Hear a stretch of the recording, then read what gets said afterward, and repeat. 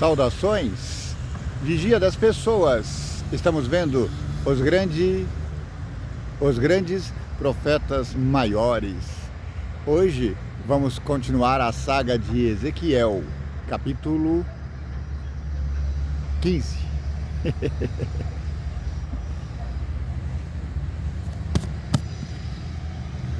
Vamos lá, Ezequiel capítulo 15.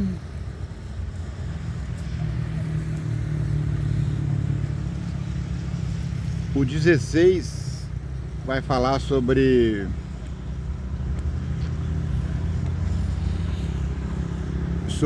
a Jerusalém.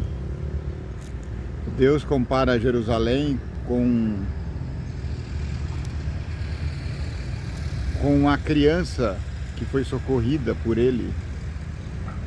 E aí a criança cresceu, virou jovem, e o cavalheiro casou com ela, e ela o traiu.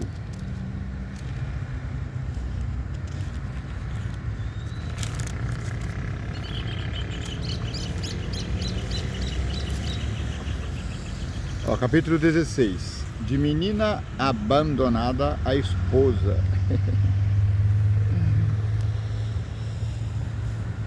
A justiça é a identidade do povo de Deus.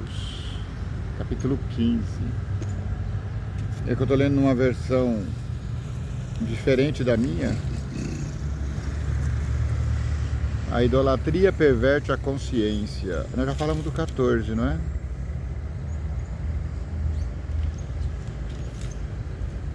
Muito bem.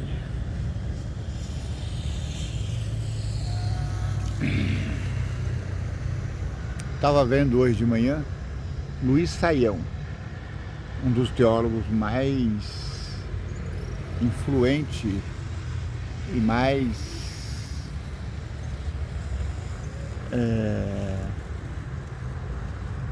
eu acho ele uma pessoa assertiva, porque dá gosto de ver as suas explanações. Eu não sei se ele é batista.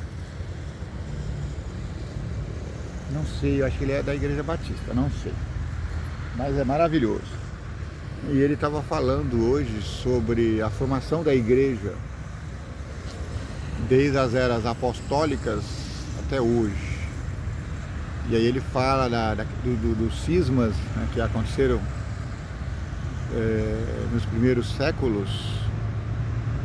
E aí teve o concílio de Nicéia, onde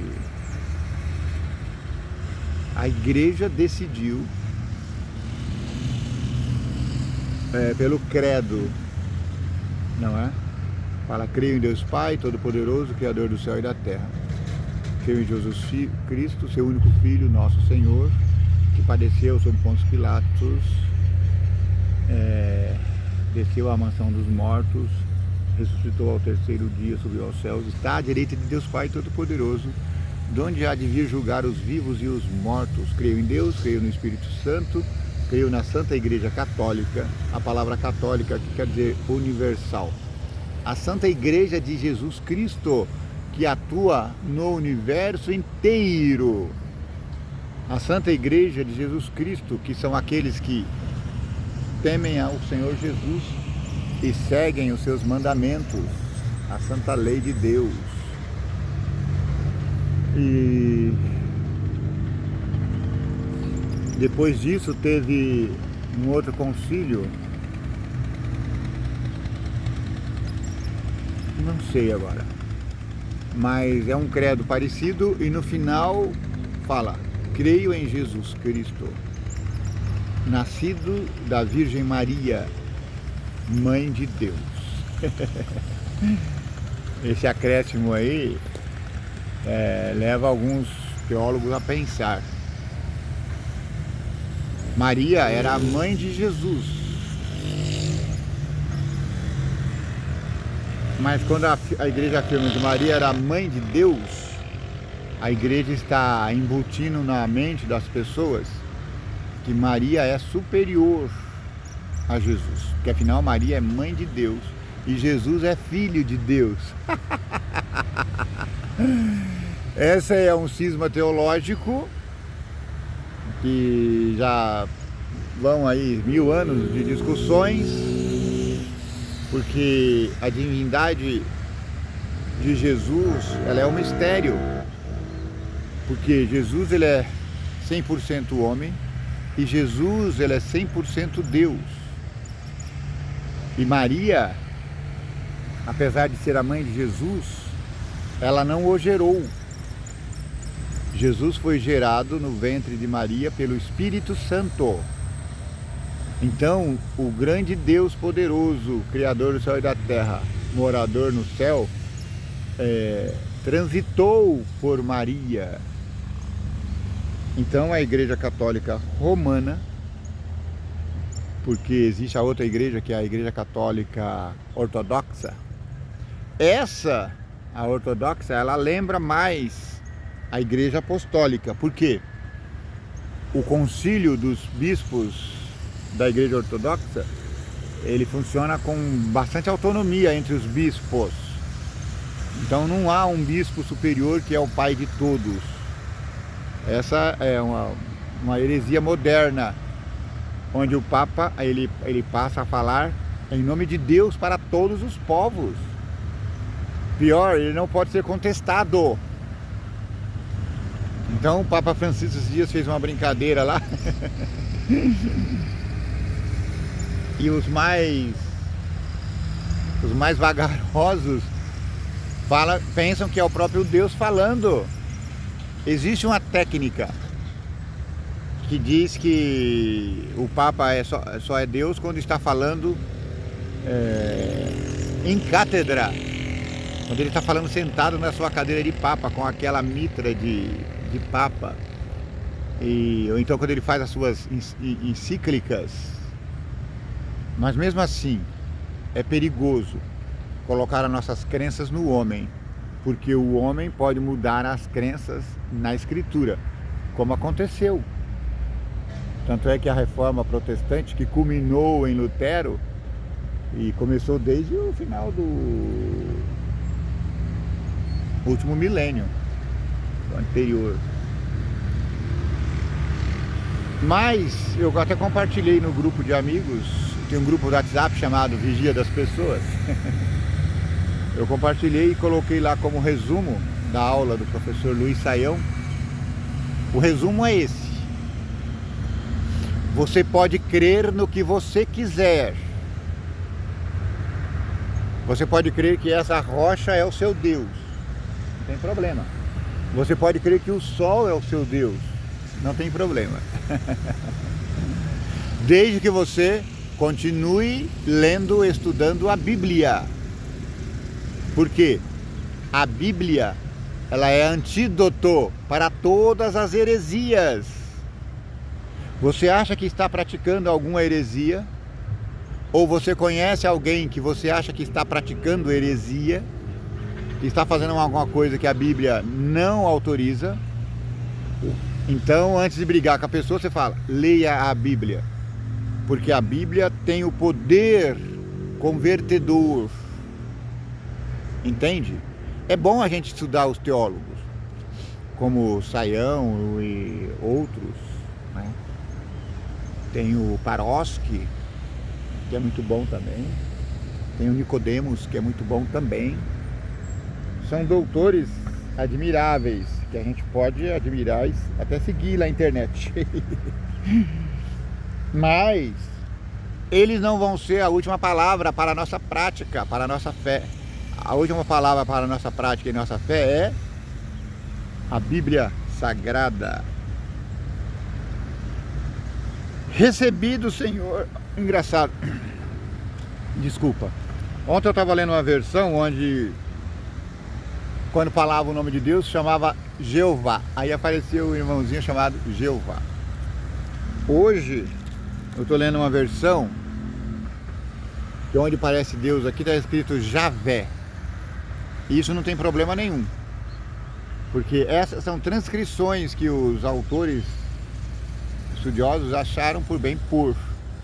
Porque na verdade, quando a Bíblia fala o nome de Deus, eles não falavam, nem pronunciavam, apenas colocavam o tetragrama, que é YHWH. Por isso que muita gente lê como Yahweh, Javé. Nesse ponto, talvez o Javé fique até melhor do que Jeová. Mas isso não faz diferença, tá bom? O importante é você saber que Javé, ou Jeová, ou Yahweh, ou WHYH, é o grande e poderoso Deus, Criador do céu e da terra, aquele que falou com Moisés, aquele que falou por João Batista, eis o Cordeiro de Deus que tira todos os pecados do mundo, aquele que falou na voz de Jesus, antes de Moisés, eu sou. Recebi do Senhor a seguinte mensagem: homem mortal, o que existe aqui, ó, homem mortal, aqui nessa versão não é filho do homem, é criatura humana. Criatura humana. Você não é imortal, você é humano. Criatura humana. Ouça o que existe de especial na parreira, que a faz diferente das plantas do bosque. Será que tiram dela madeira para fazer algum objeto? Ou alguém tira dela uma trave onde possa pendurar alguma coisa? Veja, ela é jogada no fogo para queimar. O fogo devora as duas pontas e também o meio fica queimado. Será que vai servir para alguma coisa? Se quando ela estava inteira não servia para nada, quanto mais agora que o fogo a consumiu e ela ficou toda queimada. Por isso, assim diz o Senhor Javé, como aconteceu com a parreira silvestre, que joguei no fogo para ser queimada, assim tratarei os moradores de Jerusalém, vou enfrentá-los. Escaparam do fogo? Pois o fogo vai devorá-los.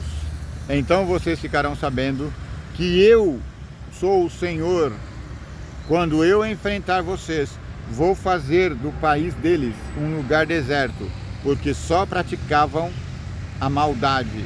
Oráculos do Senhor, assim diz o Senhor. Deus aqui, através do profeta Ezequiel, faz uma comparação das árvores frondosas do bosque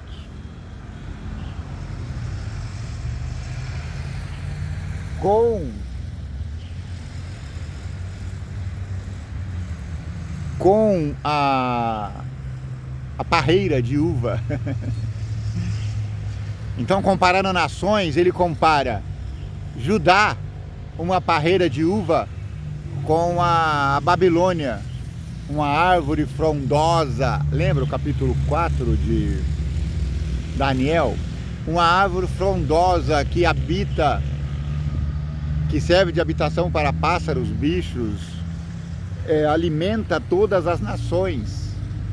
Então ele fala, você, meu amiguinho, sua parreirinha de uva, você é apenas graveto. Coloque isso na sua cabeça. E você está se jactanciando. Você está praticando maldade.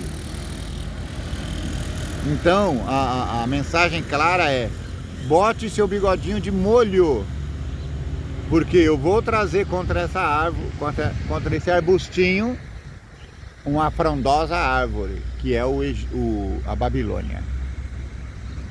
Muito bem, vamos emendando já aqui.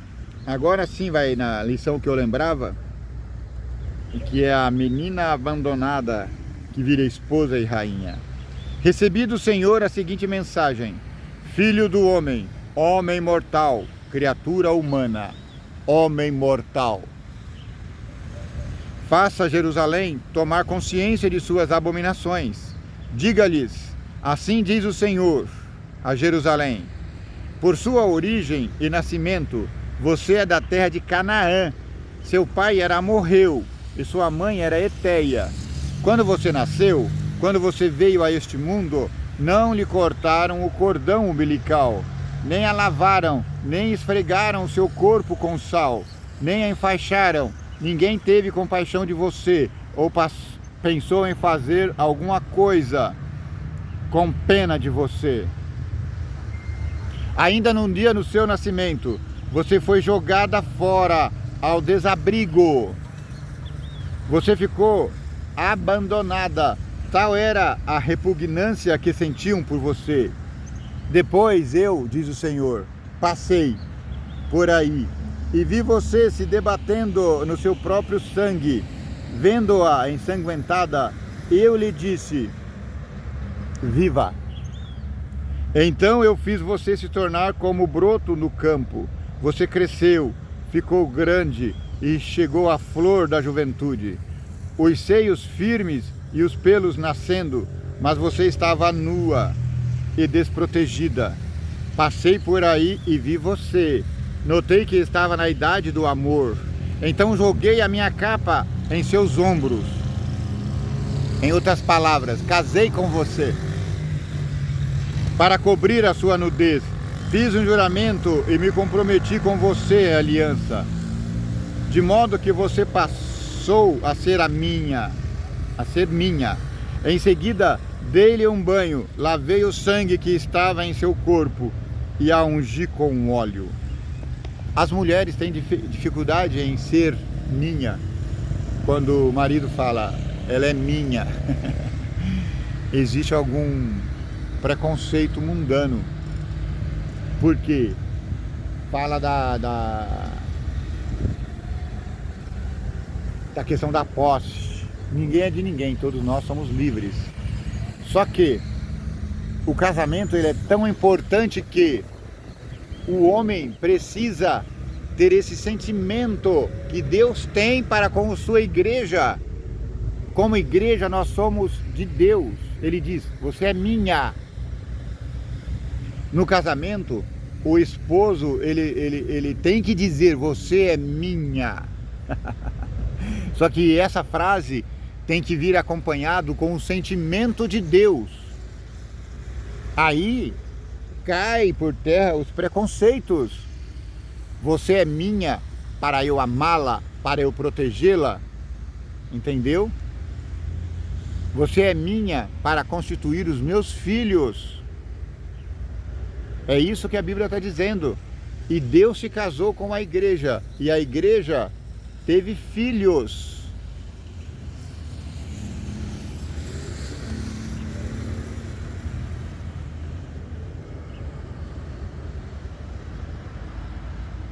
Em seguida, dei-lhe um banho, lavei o sangue que estava em seu corpo e a ungi com óleo. Depois eu a vesti com roupas bordadas, calcei-a com sapatos de couro fino, coloquei em você um laço de linho e cobri com um véu de seda.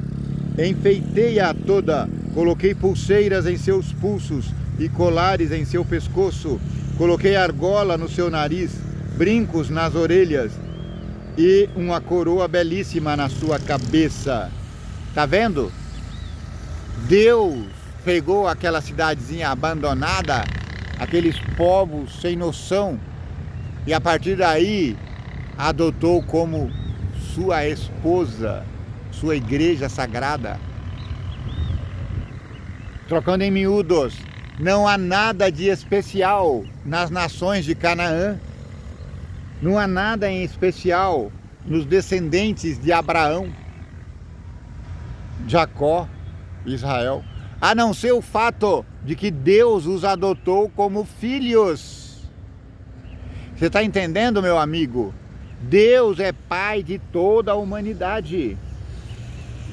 O mundo inteiro pertence a Deus. O mundo inteiro lhe pertence. Não sei se está correto esse lhe. Você entendeu? Coloquei argola no seu nariz, brinco nas suas orelhas e uma belíssima coroa na sua cabeça. Eu te tornei minha rainha. Então, você é casado? A sua esposa é sua rainha. Você não pode maltratar a sua esposa, ela é sua, certo?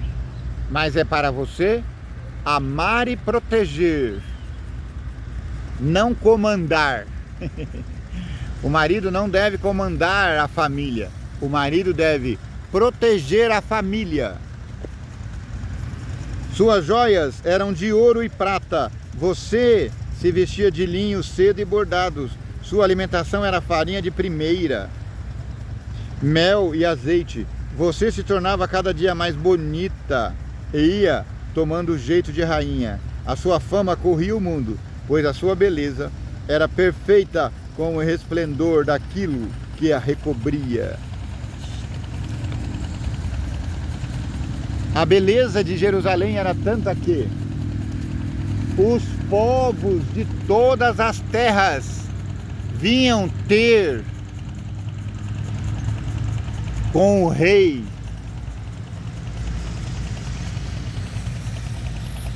Salomão. A rainha de Sabá chegou ali e falou: estou deslumbrada com tanta beleza, com tanta ordem. Você, porém, confiou demais em sua beleza. O orgulho subiu à sua cabeça. A fama de Jerusalém foi tanta que ela tomou aliança com os povos pagãos da circunvizinhança. Sim, aqui o texto diz: você se tornou prostituta por causa da sua fama.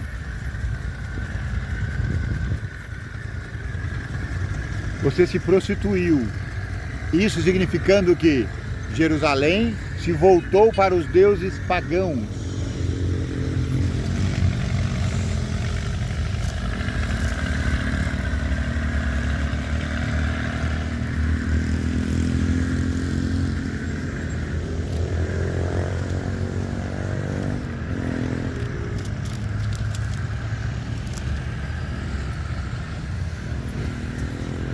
E você passou a se entregar ao prazer com qualquer transeunte.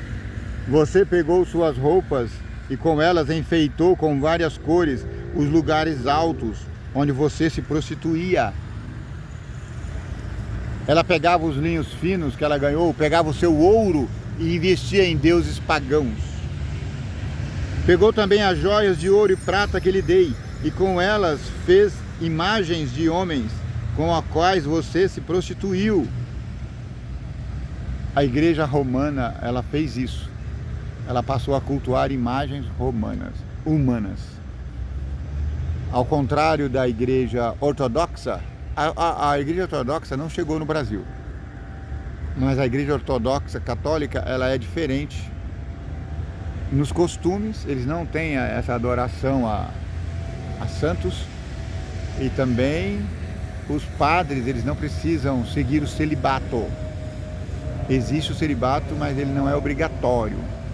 Se a pessoa abraça o sacerdócio solteira, aí ela fica solteira.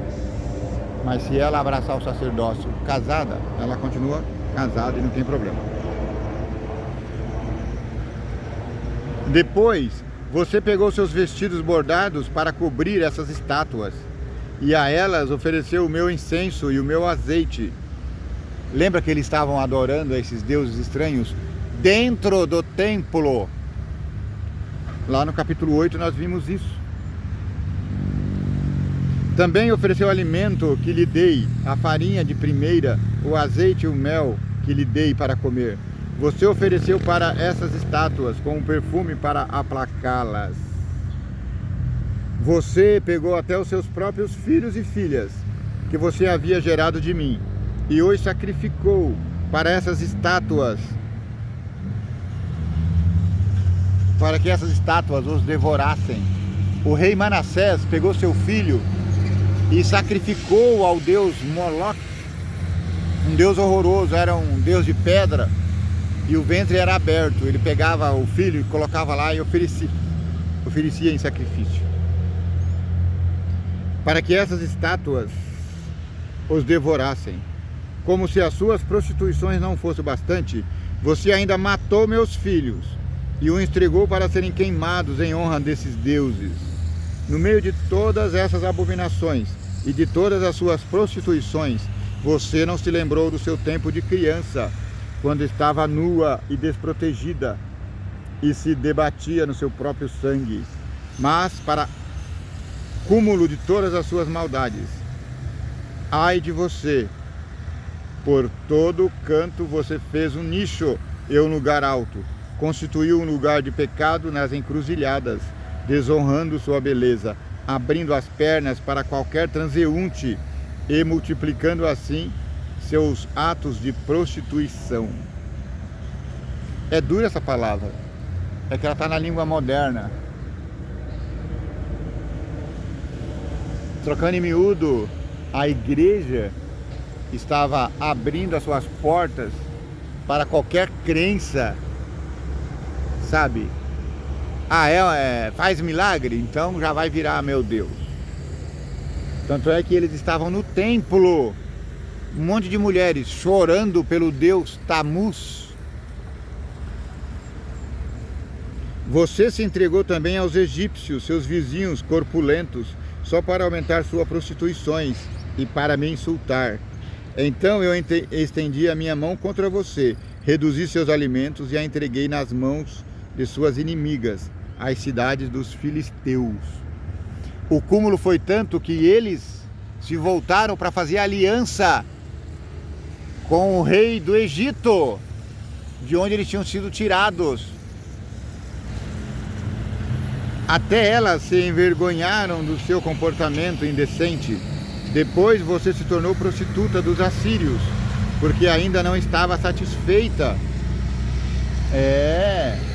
Eles fizeram aliança com os assírios, fizeram aliança com os egípcios. Por mais que se entregasse à prostituição, você não saciava. Com os caldeus, você aumentou ainda mais a sua prostituição na terra de Canaã. Mas nem com isso você se dava por satisfeita. Os caldeus são os babilônios.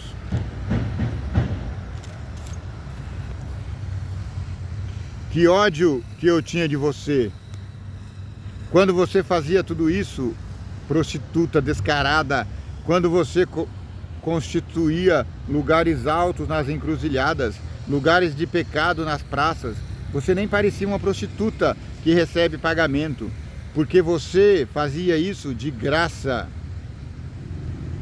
Mas, mulher adúltera que recebe estranhos no lugar do marido, para as prostitutas você costuma pagar. Você, porém, é que pagava a todos os seus amantes.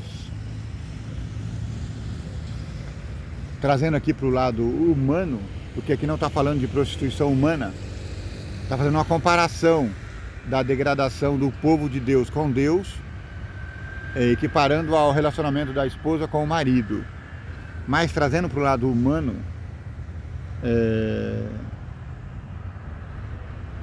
quando você vê uma prostituta que ganha vida com isso, é doído, mas o pecado dela não é tão grande quando a esposinha de um homem qualquer aí, eu ia falar um filho de Deus, mas pode ser qualquer pessoa, ela se encanta com outros homens e vai com eles, e ela não cobra, ela se prostitui de graça, e isso constitui um pecado maior do que aquele. É isso que Deus está dizendo aqui. Você fazia o contrário das outras prostitutas, ninguém a procurava, era você que pagava, não eram eles que lhe pagavam. Você era mesmo diferente das outras. Entende? Ela se engraçava com os homens e ainda pagava para eles, apesar do seu esposo estar em casa. Pois bem, prostituta, escuta a palavra do Senhor. Assim diz o Senhor: você esbanjou seu dinheiro e nas suas prostituições mostrou a sua nudez a seus amantes e a seus ídolos imundos. Então vamos lembrar de novo, não estamos falando de prostituição humana. Estamos falando aqui do relacionamento homem com Deus. Ao abandonar os preceitos de Deus, é como se nós estivéssemos nos prostituindo, indo a deuses de pau, pedra, madeira.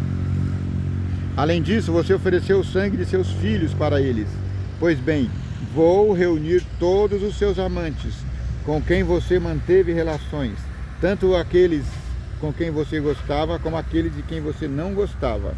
De todas as partes vou reuni-los contra você. Descobrirei a sua nudez, para que eles vejam suas partes íntimas. Condenarei você ao castigo das adúlteras e assassinas, descarregando sobre você o meu furor e o meu ciúme. Nas mãos deles eu vou entregá-la. Está entendendo? Deus está explicando por que vai mandar Jerusalém como castigada para a Babilônia. E eles vão destruir de você, lugares de pecado, derrubar seus lugares altos, arrancar sua roupa, pegar suas joias e deixá-las completamente nua. Eles vão alvoroçar a multidão contra você para apedrejá-la e atravessar você com espadas. Colocarão fogo nas suas casas e aplicarão a você o castigo na presença de muitas mulheres. Então você vai parar de prostituir e nunca mais pagará o preço. Só então eu aplacarei a minha ira contra você. O meu ciúme irá embora e me acalmarei e não ficarei mais indignado. Já que você não quis lembrar-se do tempo de criança e me provocou com estas coisas, eu farei você sofrer as consequências do seu comportamento. Você não acrescentará outras infâmias às suas abominações. Deus está dizendo, depois de eu castigá-la,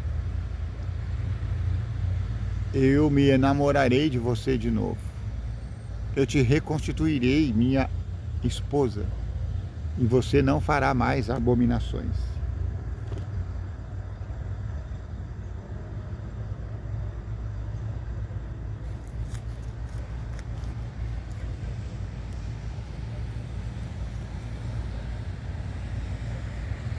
Falando de você, todo mundo repetirá o refrão: tal mãe, tal filha. Você é bem a filha da sua mãe, que detestava o marido e os filhos. Você é bem irmã das suas irmãs, que também detestava o marido e os filhos. Sua mãe era Eteia, seu pai era Morreu. À sua esquerda mora a sua irmã mais velha, Samaria, com as cidades dela. E à sua direita a sua irmã mais nova, Sodoma, com as cidades dependentes. Você não apenas seguiu o caminho delas e imitou suas abominações. Isso era pouco, você ganhou delas em depravação. Jurou por minha vida. Juro por minha vida, diz o Senhor, que sua irmã Sodoma, com suas dependentes, nunca agiram como você e suas próprias dependentes. O pecado da sua irmã Sodoma foi este: ela e as cidades dependentes estavam cheias de soberba, abundância e despreocupação, mas não deram a mão para fortalecer o pobre e o indigente. Eram orgulhosos, faziam coisas abomináveis. Por isso eu as eliminei da terra. Como você viu, Samaria não cometeu a metade dos seus pecados. Samaria era a capital de Israel, ao norte. Ela não cometeu a metade dos pecados que você cometeu. Você cometeu mais abominações do que ela. Com todas as abominações que pratica, você até faz suas irmãs parecerem santas. O seu pecado é tão grande que o pecado delas ficaram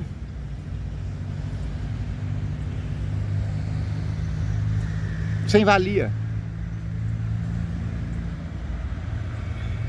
Então, assuma a responsabilidade por sua falta de vergonha, porque com seus pecados você reabilitou suas irmãs. Você se tornou pior do que elas, porque perto de você elas são inocentes. Crie vergonha na cara, Judá, Jerusalém. Carregue o peso do seu descaramento porque você fez suas irmãs parecerem justas. Foi o que aconteceu. Quando Babilônia invadiu Jerusalém, o profeta Abacuque disse: Senhor, o Senhor vai mandar um povo pior do que nós para dar castigo a nós? Aí Deus fala: realmente, o pecado deles está parecendo pequeno diante do que vocês fizeram. Eu vou mudar o destino delas, o destino de Sodoma e das cidades que ela dependem, o destino de Samaria e de suas dependentes e o meio delas.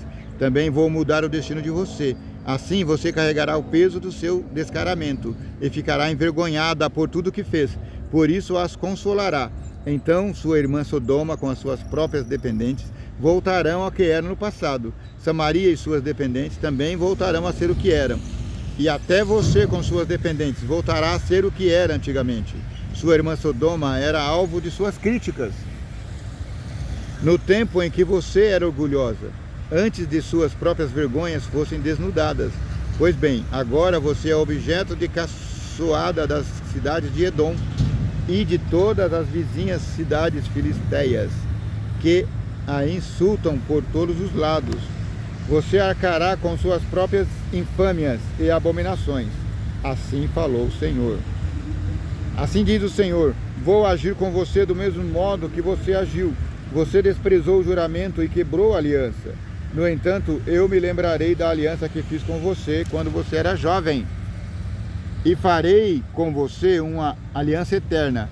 Então você se lembrará do seu comportamento e se envergonhará quando você acolher suas irmãs mais velhas e mais novas, pois vou dá-las a você como cidades dependentes, mesmo que isso não faça parte da aliança que fiz com você. Eu mesmo farei aliança com você, e você ficará sabendo que eu sou o Senhor. Isso para que se lembre e se envergonhe. Humilhada já nem queira mais falar, quando eu a perdoar de tudo o que você praticou. Palavra do Senhor.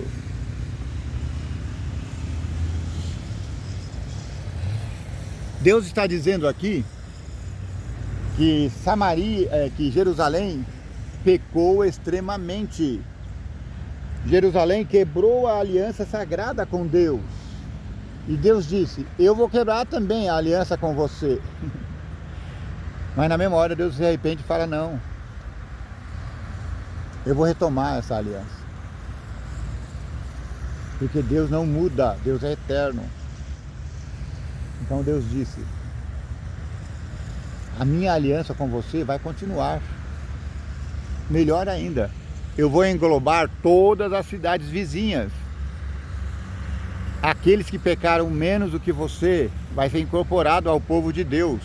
Trocando em miúdos, hoje todos os pecadores podem se agregar a Cristo, ao Israel espiritual. Não importa se você é a igreja A, B ou C, pecou muito ou pecou pouco. O importante é que a partir de agora você continue seguindo a lei de Deus através de sua palavra.